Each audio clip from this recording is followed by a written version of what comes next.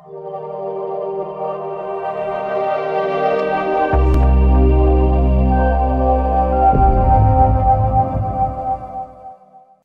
norim pradėti metu pradžioje naują pamokslo seriją apie šlovinimą.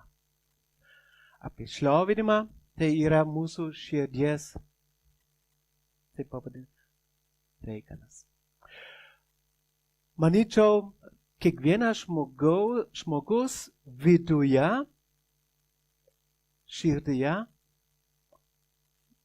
turi tuštumą. Tik klausimas, kaip mes elgiamės, ką darom su šitu tuštumu. Keli žmonių bando tai užpildyti su daiktais. Bando užsidirbti daugiau ir daugiau ir dar daugiau ir dar daugiau, su viltim, kad šitas vakuumas širdyje nebebūtų. Kiti žmonės bando surasti prasmę gyvenime per santykius. Ir iš tikrųjų jie irgi bando užpildyti šitą tuštumą, šitą vakuumą širdyje su santykiais. Bet labai greitai mes žmonės suprantam, tai yra laikinas reikalas. Laikinas reikalas. Kodėl mes vieną dieną turim pinigų, kitą dieną turim, bet nebe tiek daug, kaip turėjom. Vieną dieną turim gerus santykius, kitą dieną nebe tokius santykius nebe turim, kaip turėjom anksčiau. Ir iš tikrųjų mes žinom atsakymą, kas gali užpildyti šitą tuštumą. Irgi santykis, bet atgamtiškas santykis. Santykis su Dievu. Nes tik jis žino, pažįsta mus daug geriau, nei mes save pažįstam, nei kiti mus pažįstam, nei mes kitus pažįstam. Tik jis gali užpildyti šitą vakuumą. Ir apie tai eina šlovinimas. Šlovinimas yra daugiau nei tik giedot bažnyčią. Ir per ateinančias savaites aš noriu trupučiuką paaiškinti, kas tai apima ir kokių pamokėlių mes galim suprasti, ką tai reiškia praktiškai. Ir kaip mes galim augti netgi šlovinime. Bažnyčioje mūsų pastebėjo, kad yra 3 žmonių tipai. Pirmi tipai yra žmonės, kurie ateina į pamaldas ir laukia ko? Bendravimo laiko prie ko? Stalo. Su ko? Maistu. Ir kava, aišku. Jiems gaila sakyt, bet Dievo žodžiui netaip svarbu. Jiems šlovinimas irgi netaip svarbu. Kitas tipas yra žmonės, kurie ateina ir per šlovinimo laiką jie karts nuo karto giedoja, bet jie laukia ko? Pamokslo, Dievo žodžio. Ir trečias tipas, žmonės, kurie ateina, jiem Dievo žodis svarbu, bet ne taip svarbu, kaip giedot, kaip šlovint Dievą. Aišku, klausimas nenoriu užduoti klausimą, pagal ką mums reikia gyventi. Neduosiu tą klausimą, nes 3 variantai, 20 žmonių, 50 atsakymų.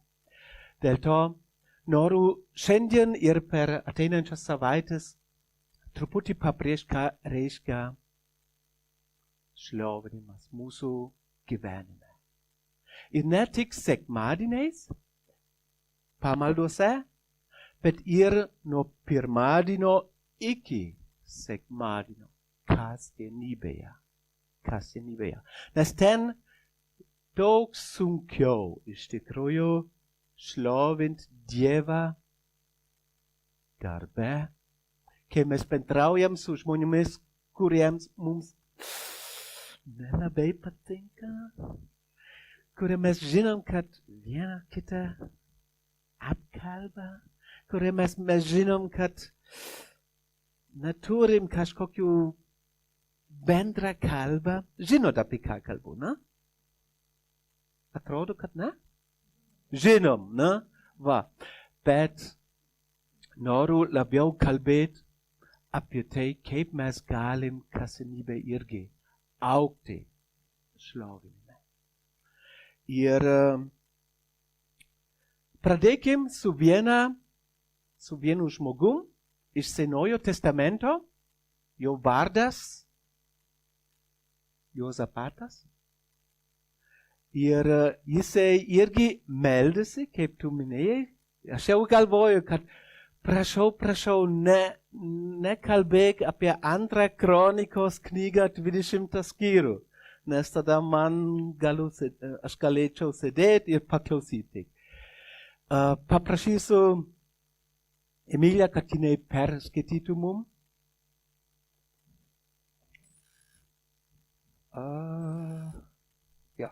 Šitą vietą. Gerai, tai pirmos 20 eilučių.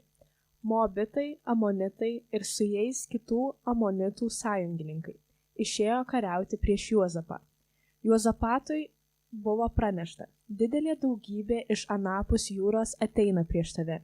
Jie jau Hacenon Tamaroje, kuris yra En-Gedyje. Juozapatas nusigandęs atsidavė ieškoti viešpaties ir paskelbė pasninką visame Jude. Judo gyventojai susirinko prašyti viešpaties pagalbos.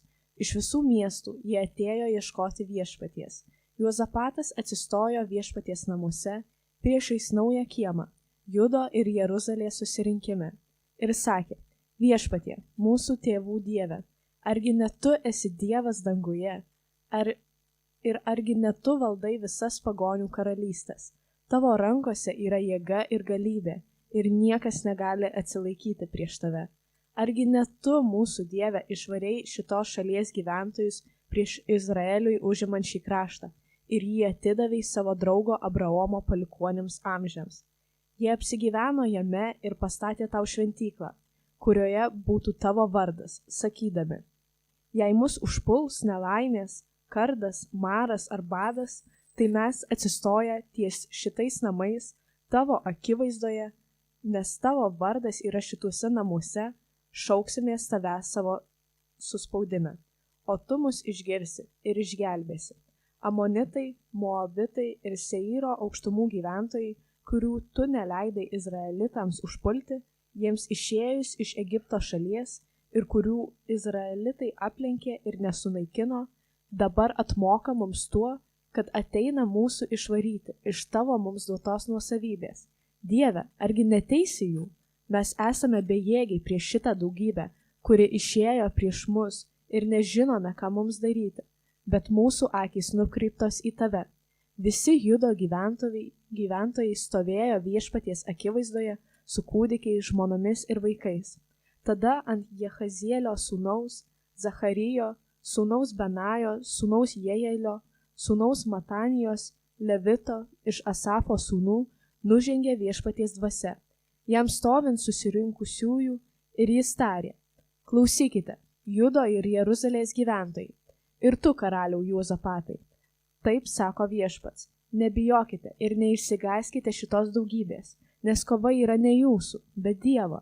Rytoj išeikite prieš juos. Jie eis Zizo įkalnę ir jūs sutiksite juos slėnio pabaigoje, ties Jeruelio dykumą. Jums nereikės kovoti, išsirikiuokite, stovėkite ir stebėkite, kaip viešpats jūs išgelbės. Judo ir Jeruzalės gyventojai, nenusigaskite ir nebijokite. Rytoj išeikite prieš juos, nes viešpats bus su jumis. Juozapatas nusilenkė iki žemės ir visi Judo bei Jeruzalės gyventojai krito prieš viešpatį, garbindami jį. Levitai, Kehato ir Koracho palikuonys garsiai šlovino viešpatį, Izraelio dievą. Anksti rytą atsikėlę, jie išėjo į Tekojos dykumą, jiems išeinant Juozapatas tarė: paklausykite manęs, Judo ir Jeruzalės gyventojai, tikėkite viešpačiu savo dievu, tai būsite įtvirtinti, tikėkite jo pranašais, tai klestėsite.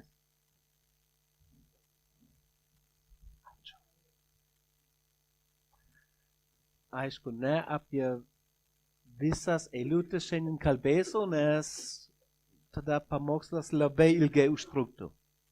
Bet noriu pradžioje truputį kalbėti apie tą vieną žmogų, apie tą vieną vyrą, Juozapatas.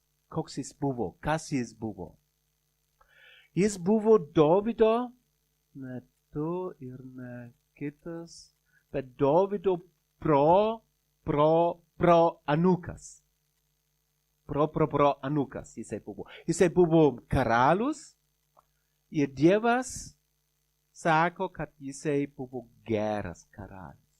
Ir aišku, klausimas iš karto kilo, kodėl jisai buvo geras karalius. Kodėl Dievas sakė apie jį, kad jisai buvo geras karalius. Dėl dviejų priežasčių. Pirma priežastis, nes jis išvarė stabmeldystę iš krašto, iš Izraelio krašto, bet net gana to, bet jis tada irgi padėjo levitams ir kunigams eit į visą kraštą ir skelbt apie Dievą. Ir Dievo nuomonė, kadangi jisai padarė tos du dalykus, buvo, kad jis buvo dėl to geras. Geras karalius. Gal tai irgi turi ir mums kažką sakyti. Jeigu mes bandysim daugiau suprast, daugiau įgilinti į Dievo žodį, ir tuo metu mes išvarysim stabmeldystę iš savo gyvenimo, iš savo širdies. Dievo nuomonė apie mus, manyčiau, yra ta pati. Gerai. Pradėkim su pirmos eilutėm. Ten parašyta buvo biškį problema Juozapatui. Nes Moabitai, Amonitai ir kiti Amonitų sąjungininkai, jie nusprendė kariauti prieš Juozapatą. Ir čia toliau parašė didelė daugybė iš anapus jūros ateina prieš jį. Ir klausau savęs, kaip jis tuo metu jautėsi. Manyčiau, jisai turėjo didelę baimę. Nes tai yra mūsų žmogiškas refleksas į spaudimą. Kai puola žmonės mus, arba kažką mes bijom. Tai yra žmogiškas refleksas ir viskas tvarkoj su to. Dabar turiu vieną prašymą. Pasiimkit savo telefonus, pirmiausiai išjungkit garsą. Pasiimkit savo telefonus. Neturit? Jau padaryta? Ne, nepadaryta. Gerai. Įveskit į naršyklę taškas 2 ir įveskit šitą numerį. Ir tada atsakykit, arba tada taip, be to. Ko jūs bijot? Ko mes bijom? Jo, daryk. Nes aš nenoriu, kodėl aš išrinkau šitą būdą, nes šitas būdas yra visiškai anonimiškas būdas.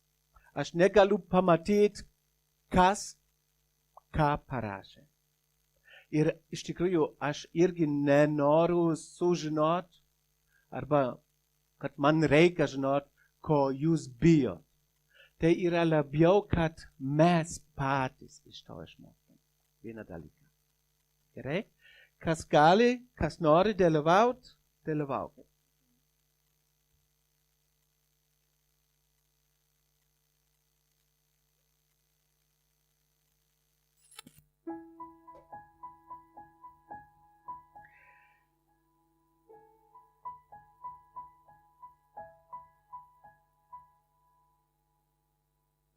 Kas nori, gali dalyvauti.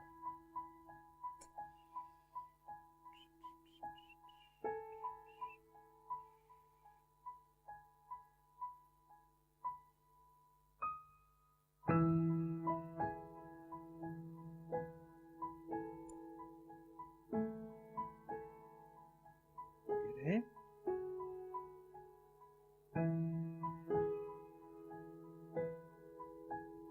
Galima perskaityti?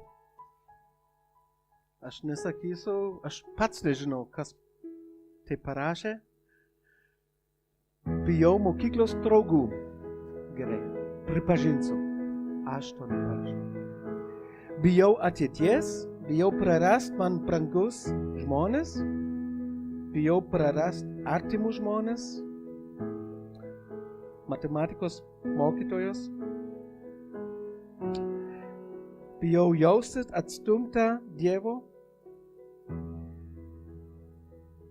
Ir atrodo, kad kažkas parašė mano baimę viešai kalbėti. Ačiū. Kodėl tai darom? Kad mes galim geriau įsijausti į Josapato situaciją. Kaip ir mes bijom mokytojų taip toliau, Josapatas tuo metu bijo armijų. Bijo priespaudos. Bijo ateities. Nes jisai tuo metu nežinojo, kas lauks, kas bus jam paruošta. Klausimas, kas iš jūsų žino, kas tai yra? Kaip tai vadinasi? Tai yra, ką? O, tik muzikos mokytoja gali tai žinot. Taip, tai panas, tai graikiškas stabas, panas. Va, teisingai, dėl flėto. Ir tas stabas iš tikrųjų yra baimės stabas. Gal žinot, aš manyčiau, kiekvienas iš mūsų žino vieną žodį, kiekvienas iš mūsų, gal ir jau patyrė tai savo gyvenime, kuris kilmės yra panas. Žodis yra panika. Panika. Ką noriu sakyti? Labai įdomu, kai mes bijom arba panikuojam, mes, tikriausiai tai vyksta nesąmoningai mūsų širdyse, mes šlovinam.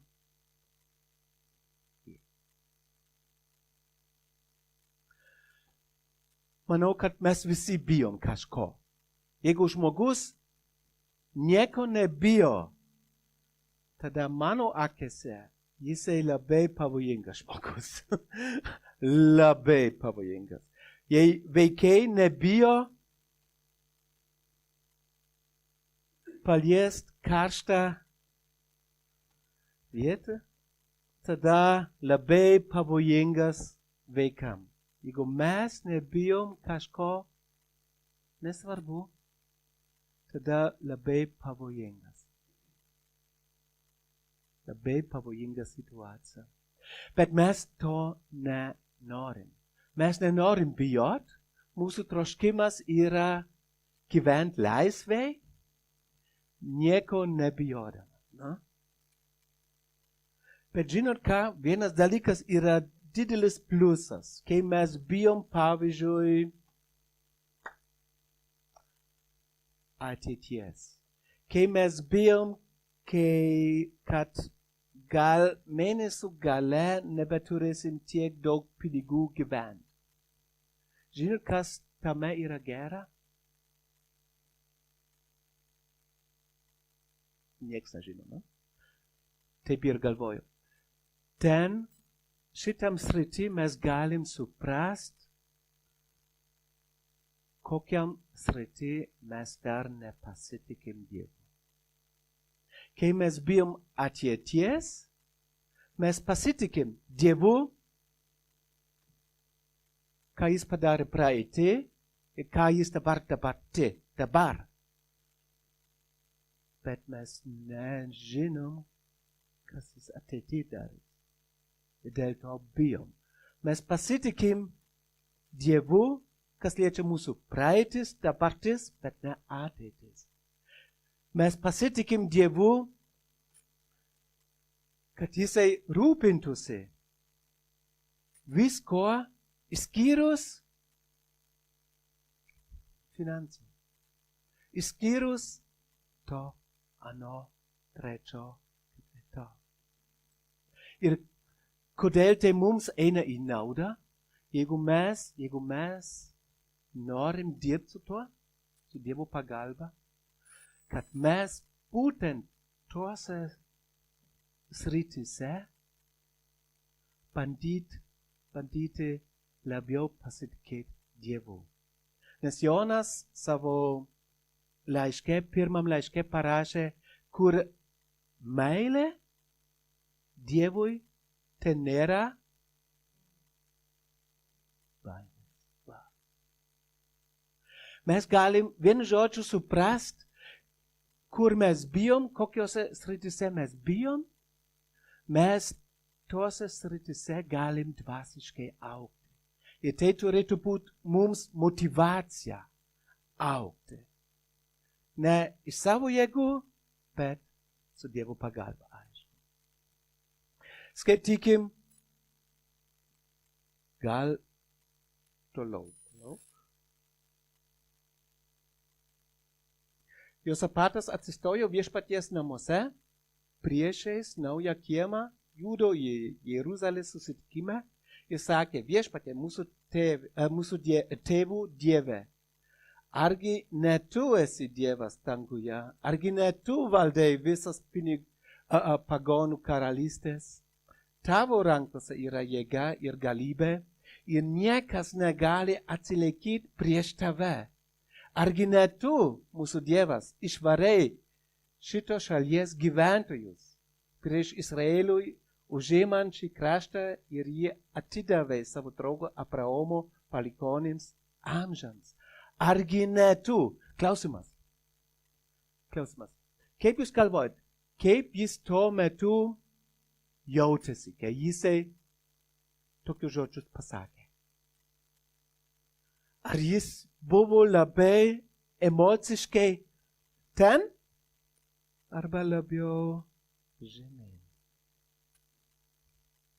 Aišku, mes 100% negalim atsakyti, bet įtarimas yra, kad Josapatas tuo metu netaip jautėsi. Nes jisai nuolat bandė priminti, argi tai ne tu, kuris tai darė, argi tai ne tu, kuris aną darė. Ir dabar, kokia situacija yra dabar, armijos iš visų pusių, nežinau iš kur sukt, ką man daryti. argi ne tu tai galingas Dievas? Manyčiau, mes galim iš jo žodžių labai svarbu pamoką išmokti, kas liečia šlovinimas. Pamokėlė, mūsų šlovinimo pagrindas yra ne mūsų jausmai, bet tiesa apie Dievą. Jeigu mūsų šlovinimo, ir dabar kalbu apie pamaldas, kai mes giedam, jeigu mūsų šlovinimo pagrindas yra tik mūsų jausmai, vargšelis. Jeigu mūsų pagrindas šlovint Dievą yra žinojimas, koks jis yra, mes tada galim šlovint kaip Josapatas, netgi priespaudį, netgi kai puola, netgi kai mes nežinom, kas toliau. Bet jeigu mūsų pagrindas šlovinimo yra tik savo mūsų emocijos, labai slidus reikalas. Kodėl? Viena eilutė iš Jeremijos knygos. Ne šitą. Širdis yra klastinga, 17 skyriui, 9 eilutė. Ir be galo nedora. Kas ją supras? Jeremijas nori sakyti, mūsų širdis, mūsų emocijos yra kaip čia. Mes tai žinom, ar ne? Pas kai kurios atrodo yra bet normaliai yra ne? Ir dėl to labai pavojinga. Nes jeigu mūsų emocijos valdo mūsų šlovinimą, kai man negerai sekasi psichiškai, sieliškai, dvasiškai gal, tada mano šlovinimas, kai aš giedu, atrodo labai keistoka. Netgi kartais ir kitiems, bet dar labiau man, sau. Kodėl? Nes tada jaučiausi kaip vaidmenys, kuris nori gal šlovint Dievą, bet situacija mano netokia ir iš viso širdies negaliu šlovint, bet vis tiek norisi. Ta kova, žinot? Ar ne? Jūs visi dar neužgirdėt. Gerai. Taip. Tada kadangi mūsų šlovinimo pagrindas yra emocijos, tai gali labai svyruoti. Labai pavojinga turėti tokį pagrindą. Toliau skaitykim. Va. Tada sūnaus Matanijos, Levitų iš Asafo sūnų nužengė. Viešpaties dvasia, jam stovint tarp susirinkusiųjų ir jis tarė, klausykite, Judo ir Jeruzalės gyventojai ir tu karaliau Josapatai.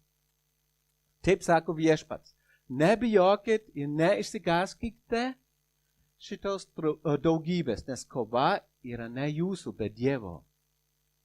Rytoj išeikit prieš juos.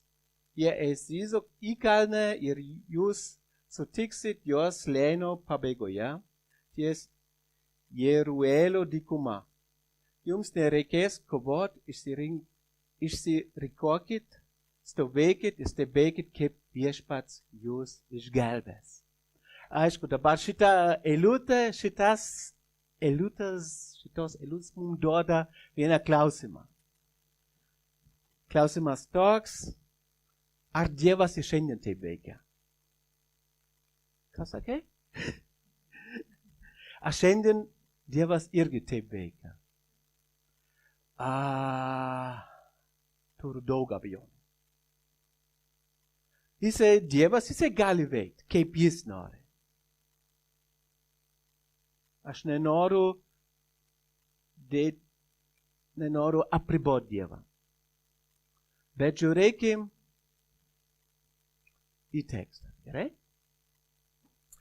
Nemanau, kad tai Dievas tai labai dažnai tai veikia tiesioginė prasme. Kodėl? Žiūrėkit. Ten yra parašyta keletą vardų. Tai reiškia, tas žmogus buvo specifinis. Jis nebuvo bele koks žmogus, bet labai specifinis. Labai specifinis. Antras dalykas, nužengė viešpaties dvasia. Senajam testamente, kai mes pradedam studijuoti Bibliją, dvasia, viešpaties dvasia, ne kiekvienas turėjo. Ne kiekvienas tikintis turėjo viešpaties dvasios. Naujajam testamente turi. Kiekvienas tikintis žmogus turi šventąją dvasią. Senajam ne. Senajam testamentas Dievas suteikė šventąją dvasią tik kai kuriems žmonėms su tikslu. Ir labai dažnai tai buvo tik vienas tikslas. Atlikti vieną užduotį ir tada viso. Ir jis tada paėmė šventąją dvasią. Ir dėl to Dovydas, karalius Dovydas, meldėsi, prašau Dieve, nenuimk nuo manęs šventosios dvasios. Nes jisai suprato, kad Dievas gali nuimti. Naujajam testamente mes esam paženklinę šventąją dvasią.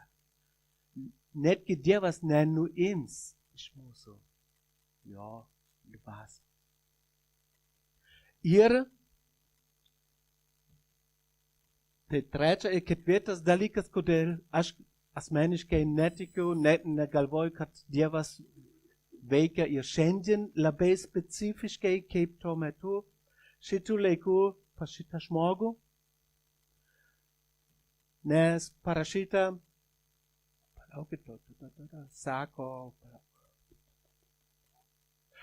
taip sako viešpats. Nebijokit ir neišsigąskite ir taip toliau. Kad noriu sakyti, kad turiu omeny, kad tai tas pasakymas, taip sako viešpats, tai tik pranašai Senajam testamente pasakė. Bet buvo didelė problema, didelė įtampa, kai žmogus tai pasakė. Kodėl? Nes tam pačiam Senajam testamente, Biblijos pirma dalim, ten yra parašyta apie tai, jeigu kažkoks žmogus kažką sakė viešpaties vardu ir tai neišsipildys. Kas tada su juo bus? Žmonės turi teisę surinkti visus akmenis ir užmušti. Jis turi mirti akmenį.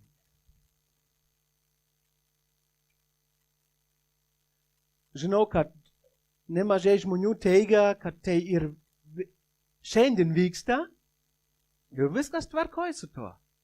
Bet tie žmonės labai dažnai pamiršta kitą, antrą, trečią, ketvirtą pusės iš to fakto.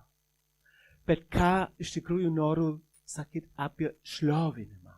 Grįžkim prie temos. Ką mes galim išmokti. Ir tai irgi vienas faktas, kad Dievas šiandien kalba tik per savo sūnų. Žiūrėkim toliau. Josapatas nusilenkė iki žemės ir visi Judo bei Jeruzalės gyventojai krito prieš viešpatį, garbindami jį. Levita, Kehato ir Koracho palikonis garsiai šlovino viešpatį Izraelio Dievą. Ar kažkas pastebėjot? Prieš tai jisai pasakė, ką? Argi ne tu Dievas, kuris esi galingas? Argi ne tu, kuris sukūrė pasaulį? Ir dabar atrodo, man taip atrodo, kai skaitau, kad prieš tai jisai turėjo, aš nenoriu sakyti neigiamas emocijas, bet jisai turėjo baimę.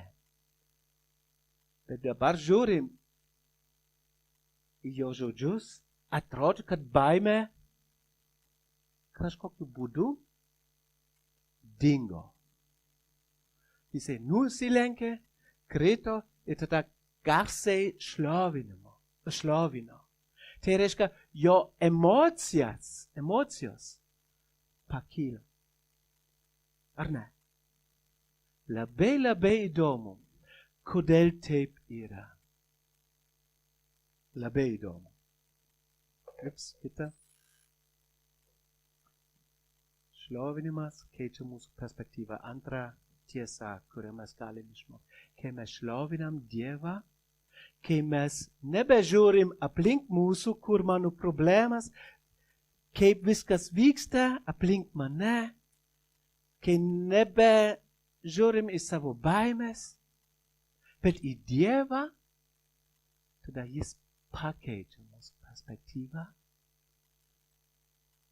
ir su tuo irgi pakeičia mūsų emociją. Labai įdomu. Mes žmonės esam linkę to galvoti, pirmiausiai reikia jausmų. Ir tada kažkas, bet iš tikrųjų yra, pirmiausiai reikia daugiau suprast, žinot apie Dievą. Ir tai pakeis mūsų perspektyvą į vieną, kitą, trečią situaciją. Ir tai vėl pakeis mūsų emocijas. Kaip sakiau, jeigu mūsų gyvenimo arba šlovinimo arba gyvenimo pagrindas yra jausmai, slidus reikalas. Mes jausmai, mes tai žinom. Dėl to, kas yra svarbu? Pažinti Dievą. Koks iš tikrųjų jis yra ir nežiūrėti į savo aplinką pirmiausiai. Ir kaip mes galim pažinti Dievą? Kiekvieną sekmadienį tai sakiau ir raginu jūs skaityti jo žodį. Nes per jo žodį Dievas, per savo žodį Dievas apsireiškė mums. Mes nesam tokie protingi, ne vienas iš mūsų, kad mes galim kažkaip tik pagalvot ir tada tuo metu suprast, koks yra Dievas. Nes mes esam čia ir Dievas yra ten. Mums nepavyksta. Dėl to jisai apsireiškė save mus per savo žodį. Klausimas. Paskutinis. Ką mes šlovinam? Kas yra mums svarbiausia mūsų gyvenime? Ar tai yra ponas Panas su savo flėtu? Ar tai yra baimė? Baimė nuo to, ano, trečio, la.